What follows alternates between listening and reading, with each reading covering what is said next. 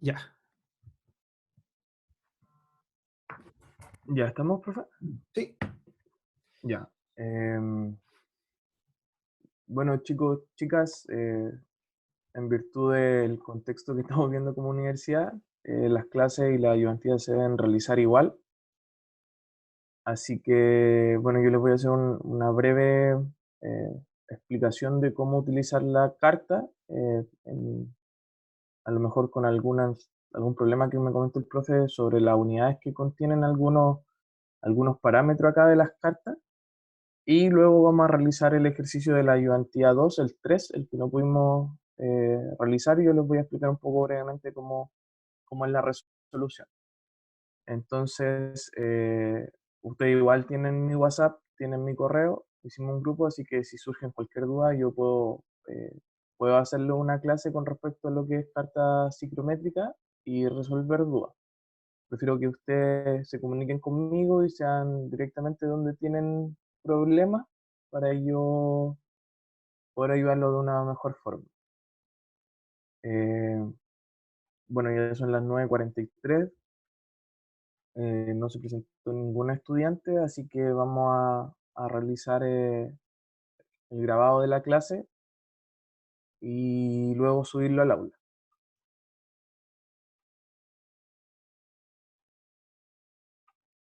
Profe, no puedo compartir pantalla. Ah, Que no puedo compartir pantalla. No me deja. ah, vale. Vamos a arreglarlo esto. Es que es una opción de seguridad que la tiene ahora. Ah, ya. Ahora te habilité. Ahora Ya, creo que podría. perfecto. Ahí Ya, sí. entonces, Súper. nos encontramos con la tabla. Primero hay que identificar algunas variables que se encuentran acá en esta carta. Bueno, acá a la derecha vemos lo que es la humedad absoluta, que vendrían siendo la masa de agua partida en la masa de- de aire seco, la cantidad de agua en aire seco. Esto es importante porque en alguna resolución de los ejercicios que les pasé, o los que están subidos al aula, o los que pueden entrar en la prueba por el profe, se puede pedir la masa de agua que tenga el aire. Entonces, eh, el profe me había comentado que ya habían tenido algunos problemas en la resolución de los ejercicios, y podemos ver eh, algún ejemplo de eso. Bueno, luego en estas líneas que se ven acá para abajo, están diagonales hacia abajo, es el volumen húmedo, que no sería otra cosa más que lo- lo- el volumen de vapor húmedo en masa de vapor o de vapor seco. Este también parámetro o la variable es bastante importante porque yo, como les expliqué en la ayudantía, bueno, fue Yasmini y Ania, en que más que se aprendan una fórmula de memoria para poder sacar ciertos datos, lo importante es que vean las unidades que tienen. Yo no saco nada compartiéndole una fórmula o alguna relación si ustedes no son capaces de poder ver las unidades que tienen y relacionar. Eso es lo que más interesa en el tema de la carta y lo que más cuesta también. Bueno, el punto de la temperatura, uno entra a la carta con la temperatura de bulbo seco, que es la que vemos acá. Y si uno quiere llegar a algún dato que puedan pedir de la temperatura de bulbo húmedo, uno tiene que seguir estas líneas, que son diagonales, chocar con la línea de saturación total o la de 100% y hacia abajo. Ahí uno ya tiene la temperatura de bulbo húmedo. Acá también vemos estas líneas que son un poco ondeadas hacia arriba, que son la humedad relativa, que es la principal que uno como que escucha en el tiempo, o la que uno tiene como más noción eh, de forma previa, que es una medida más que nada de saturación del aire. Muestra como la probabilidad de poder precipitar, o lo más cercano que está que aparezca la primera gota, que es esta línea, la que uno choca con el punto de la temperatura de bulbo seco para sacar la temperatura de bulbo húmedo. Algunos procesos también que les mencioné, que el calentado o el enfriado, que uno se mueve horizontalmente por la tabla. Si uno, por ejemplo, entra a 20 grados de bulbo seco y llega a 40, uno se mueve horizontalmente por la tabla. De forma contraria, si uno va a enfriar, se mueve a la izquierda. Este también es bastante interesante el proceso de enfriamiento cuando puede condensar agua. Hay un ejercicio también que está de los que yo pasé en la ayudantía, que si uno empieza a enfriar, enfriar, enfriar, se va a topar con la curva de la humedad relativa al 100%, y va a empezar, uno tiene que seguir por esta, hasta la temperatura que uno le diga. Este proceso, si lo notan, es un proceso de condensación. Van a disminuir lo que es la humedad absoluta. Por lo tanto, va a haber agua que condensó, que ya no está en forma de vapor. Entonces, alguna aplicación que se puede utilizar ahí para ejercicio también es poder calcular la masa que condensó. Eh, Otro también es el proceso de secado adiabático, que son como las calentamiento, enfriamiento y secador adiabático. Uno se tiene que mover también por las líneas que puedan chocar con la línea de humedad relativa al 100%. Entonces, por ejemplo, no sé, pues si nos encontramos acá en 35 acá. Entonces, eh, la idea es que uno suba por acá, por acá, por acá, por acá, hasta la temperatura con que pueda salir el aire. O sea, se llama desecado o de humidificación con respecto a la mirada, si se toma como al aire se seca y al producto, o sea, al aire se humidifica y al producto se seca. Entonces, depende de dónde se mire. Entonces, el aire lo que va a hacer va a ganar humedad, va a aumentar, va a aumentar lo que es la cantidad de agua en la cantidad de aire seco que se encuentra, y por lo tanto va a bajar la temperatura. Eso se puede ver acá. Si uno sube, aumenta y disminuye la temperatura al ganar una considerable o poca cantidad de agua.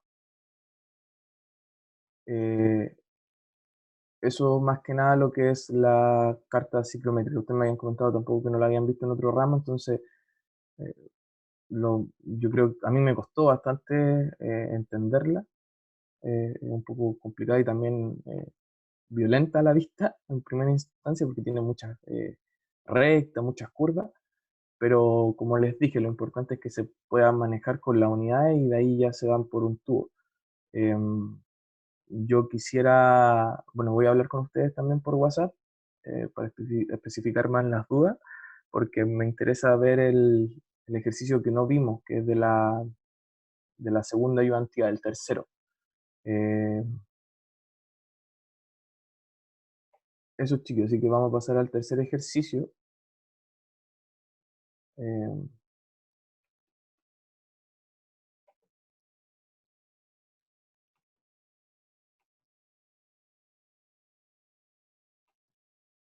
Nicolás, sí, dígame, profe. iba a comentar que aquí estoy viendo que se puede pausar la grabación, así que de repente cualquier cosa, necesitas un tiempo, Ah, la ya, puedes no, no, no, pausar no, no y se preocupe.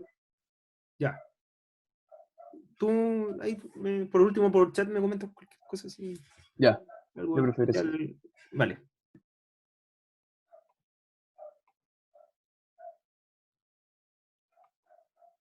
Ya, entonces,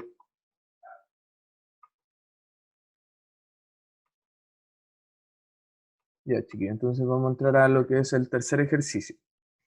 Acá había un proceso en el cual entraban A, B y C como sustrato eh, o componentes del proceso, y finalmente teníamos como producto lo que es B puro, que era el fin del proceso, y también una corriente residual en el cual tenían ciertas trazas de A, de B y de C.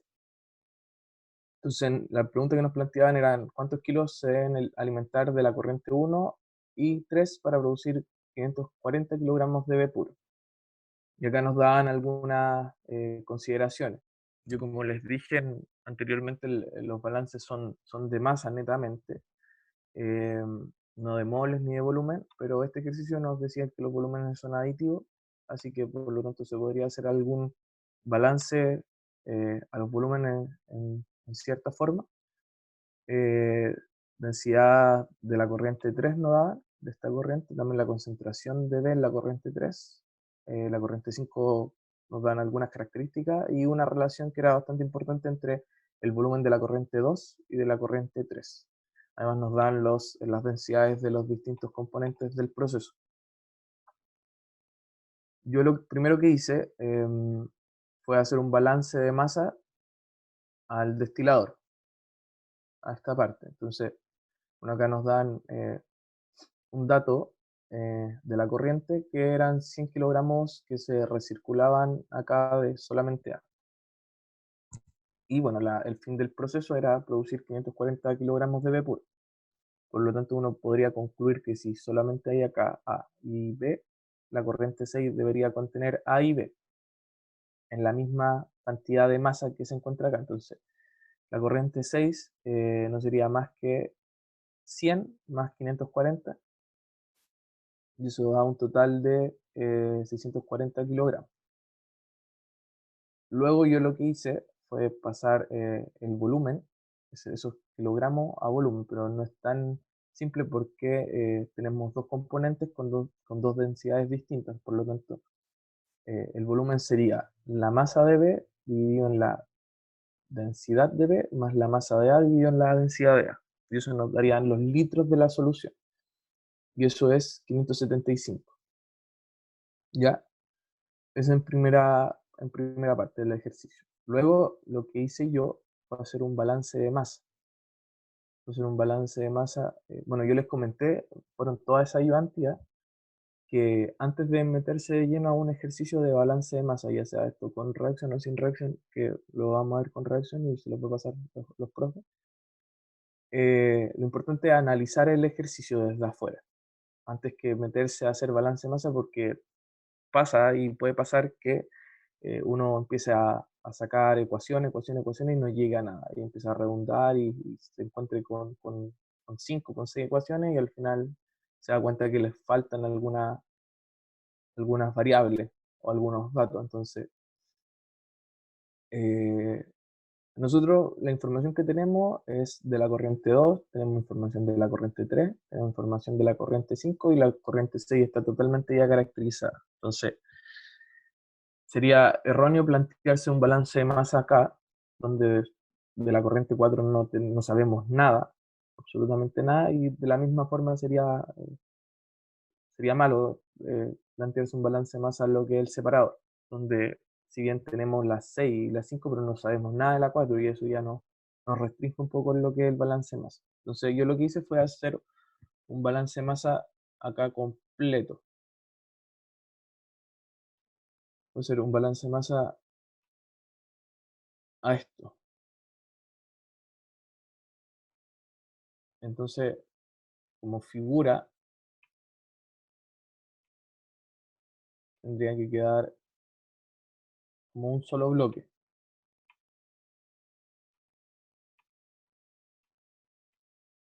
Acá entra 2, acá entra 3, acá sale 5 y acá sale 6. Entonces, esa es la segunda etapa de esta resolución del ejercicio. Lo voy a borrar y nos vamos abajo a la resolución.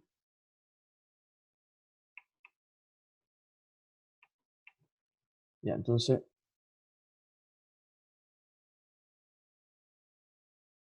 ya acá se lo explico. Entonces, el balance de masa es al mezclador y al separador. Ya, entonces, como nosotros tenemos una gran cantidad de datos que van en relación al volumen, lo ideal, y como en este ejercicio se da la particularidad que nos deja eh, hacer balance de volumen porque dicen que los volúmenes son aditivos, ¿ya? Entonces, lo que uno se plantea en este ejercicio, muy contrariamente al otro, es un balance de volumen global. Entonces, lo que yo digo es, vamos a hacer de nuevo el esquema. para que quede claro. Entonces, acá tenemos el volumen 2, acá tenemos el volumen 3, acá tenemos el volumen 6 y el volumen 5. Entonces, lo que planteo yo es que el volumen 2 más el volumen 3, que es lo que entra, es igual al volumen 5, que no sabemos cuánto es, más el volumen 6, que ya lo caracterizamos anteriormente.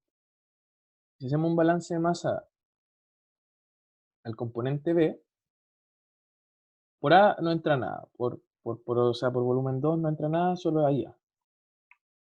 Acá entra B y C. Y acá en el volumen 5 tenemos A, tenemos B y tenemos C. Y acá solo tenemos A y B.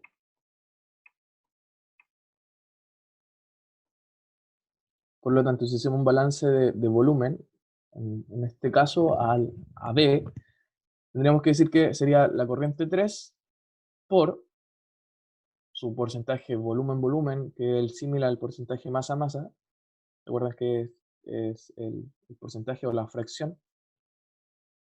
Es igual al el volumen 5 que tiene en B, no sería nada más que volumen 5 por también por el porcentaje volumen de B en 5.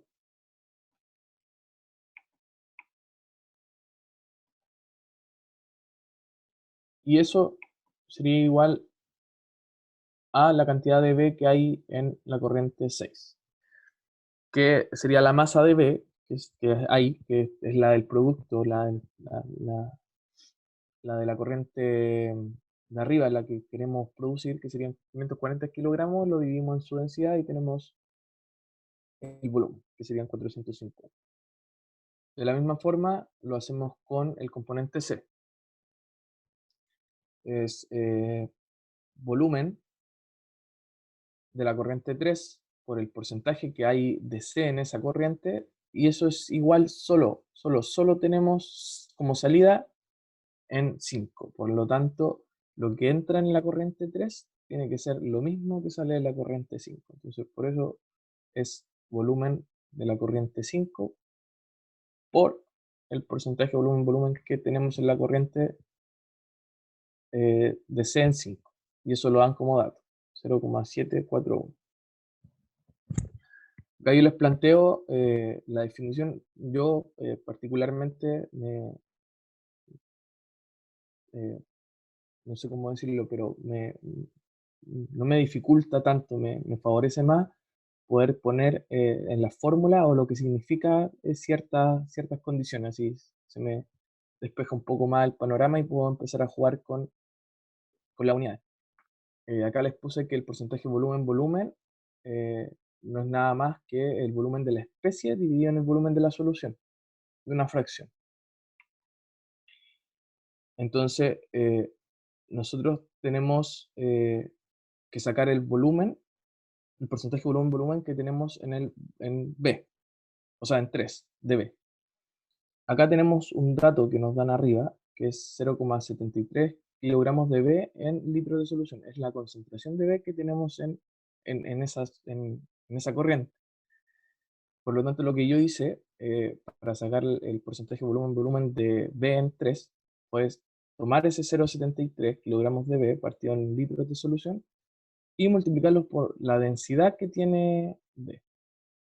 La densidad de B es kilogramos de B en litros de B. Entonces se nos van los kilogramos y al final nos queda litros de B partido en litros de solución. Y ahí tenemos, solo por empezar a manejar las unidades, tenemos un porcentaje que son los litros de B en los litros de solución. Son no es nada más que el porcentaje volumen de B en 3. Tomando en cuenta también la misma consideración que sale arriba, que los volúmenes son aditivos, la diferencia, lo contrario del porcentaje volumen de B en 3 debería ser de C en 3.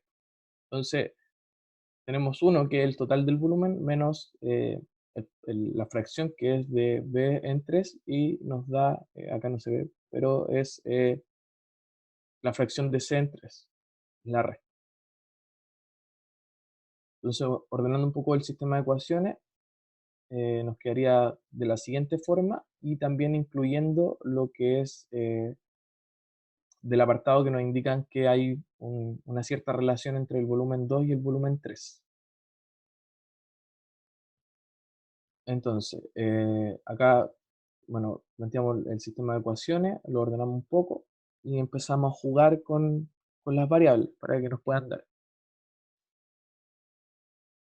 De 3 de esta ecuación, eh, bueno, pasamos ese 0,392 hacia el otro lado y nos queda que el volumen 3 es igual a 1,89 del volumen 5. Luego de 1 tenemos esta relación, entonces reemplazamos, nos dice que el volumen 2 es igual a 0,228 del volumen 3 y ahí podemos reemplazar 1 más 0,228 da 1,0228. Y acá se puede ver la misma, pero solo que se reemplazó el volumen 2 por el volumen 3 y reemplazamos 3 en 1. Por lo tanto, reemplazamos lo que es em, el volumen 3, lo dejamos en función de lo que es volumen 5 y acá reemplazamos 1,89, acá B5 y nos quedaría una ecuación solo con la variable del volumen 5. Acá lo sacamos, 435 litros aproximadamente. Y luego ya con la relación de arriba, cualquiera que tengamos, podemos sacar el volumen 3. Sería 822 litros. Luego, para sacar la masa de 3, que era, si no me equivoco, alguna de las preguntas, también con sacar la masa de la corriente 1 de lo que entra de A, hacemos lo contrario que hicimos en la primera instancia. Tenemos los litros, lo multiplicamos por la fracción del componente para saber cuánto es el volumen que hay de ese componente y lo multiplicamos por su densidad y va a dar la masa del componente. No se puede a esta solución completamente aplicarle una densidad si no sabemos cuál es la densidad de la corriente. Sería un poco más pulcro poder hacerlo por componente y después ver el total de la masa. Entonces, tenemos 822 litros, lo multiplicamos, este vendría siendo B, que su fracción de volumen era 0,608, y lo multiplicamos por su densidad. Este apartado va a dar la masa de B, y luego lo mismo con C, 0, o sea, 822 litros, lo multiplicamos por la fracción de volumen y por su densidad. Y eso da que la masa de la corriente 3 da 1050 aproximadamente kilogramos. Luego ya teniendo eso, y con las relaciones que tenemos arriba, que B2 es igual a 0,0228 de B3, podemos sacar el volumen 2. Con el volumen 2, nosotros también sabemos que es solamente A. Por lo tanto, multiplicando por su densidad, tenemos lo que son los kilogramos de la corriente 2, solo de A. Entonces, si nos vamos para arriba,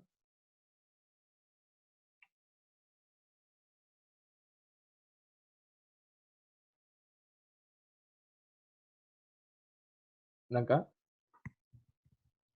sacamos lo que son la masa de esta corriente, que son los 150 kilogramos, a partir de la relación que teníamos del volumen con la corriente 3.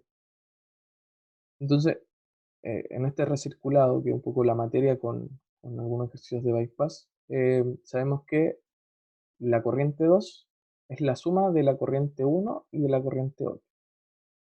Como acá en la corriente 2 da 150 kilogramos y acá entran 100 kilogramos, la resta debería ser lo que entra de A al proceso. Entonces, acá hice solo un balance de masa, lo que sería un mezclador o la recirculación de la corriente A. Entonces, C2 igual 150 aproximadamente y C1 más 100 igual a 150 y tenemos la masa de la corriente 1, que son 50 kilogramos. De todas maneras, si ven que algo no les calza, yo les recomiendo que en todos los ejercicios, y si tienen tiempo, si no están en ninguna prueba, pueden verificar lo que los balances de masa con las otras corrientes. Yo los verifiqué y me daba todo acorde, consistente. Lo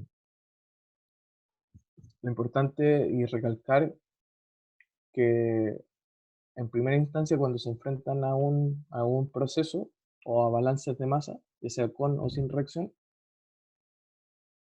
tienen que analizar el ejercicio de afuera antes de meterse a hacer ecuaciones y empezar a hacer balance.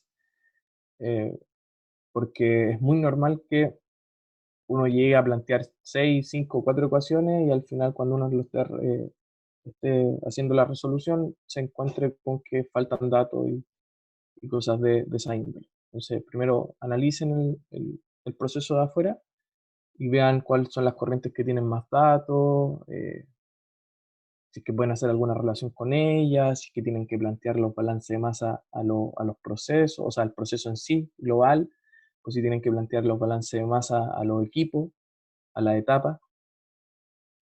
Eso un poco del consejo que daría. Así que, bueno, eso chiquillos, sería lo que es esta ayudantía de repaso.